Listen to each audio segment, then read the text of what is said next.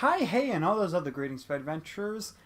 I'm Jake Spins, who owns and creates on this channel, Spade Gals Original, with Gorilla Cyclones, Quincore, Flowlight, and vlogs, as well as art videos, such as the video that we have today. And I also have Spade Gals Productions, which is my main channel, being gaming and unboxing, so make sure to check that out, as well as other videos here today. One thing that you can check out over there is my Pokemon Sword and Shield reaction. Of course, because of the title, you know the reason why I'm saying that.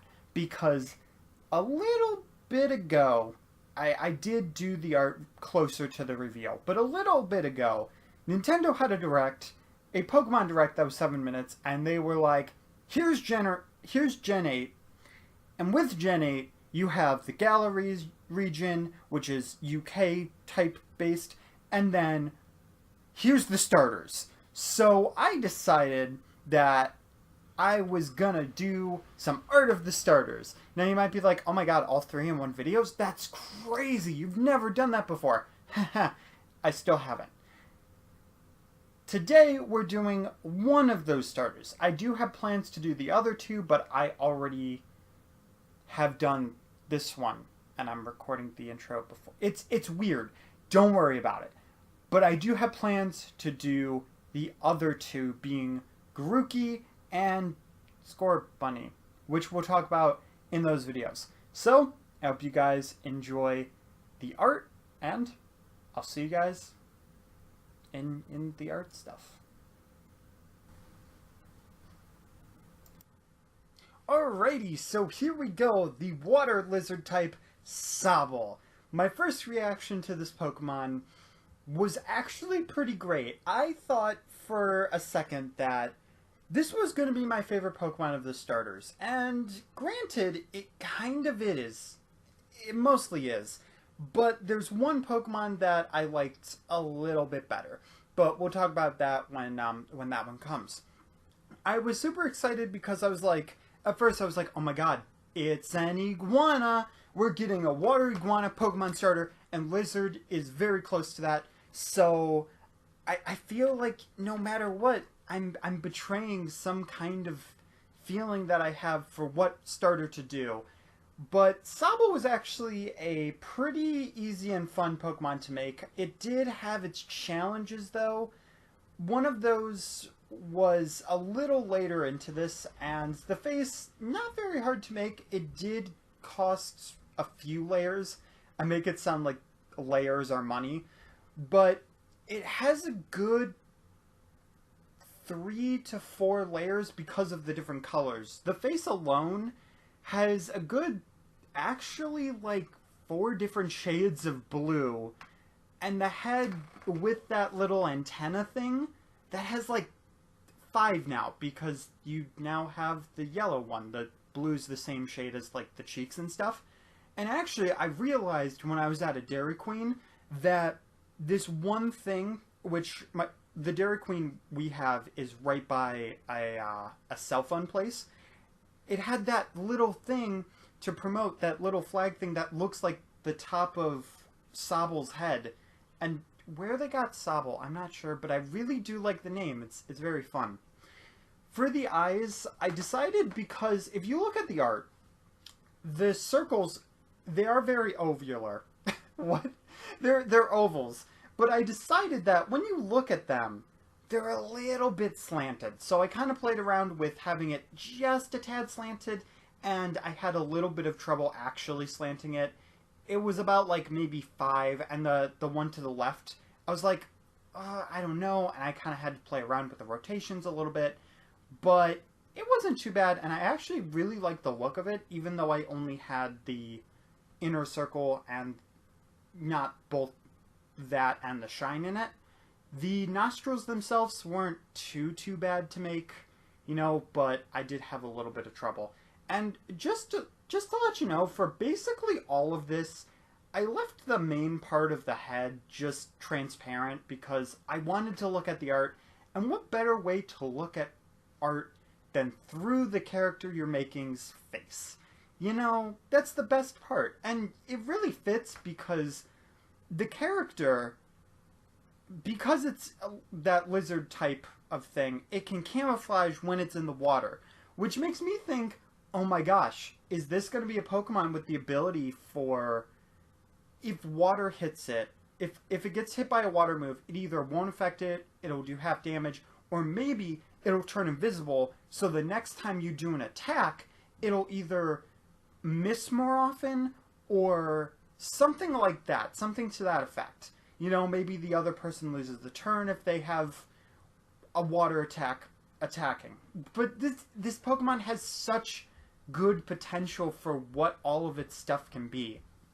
I didn't mention this as it was being made, though, but the mouth, usually for that, I actually do the black on the inside to make it look like the hole, but then I looked at the Pokemon art, and I decided to go those colors because this is the first time I'm actually going and making a Pokemon by itself, because I usually just go into this whole thing and go, okay, what Pokemon am I going to use through a randomizer? And in that, what type am I going to change it to?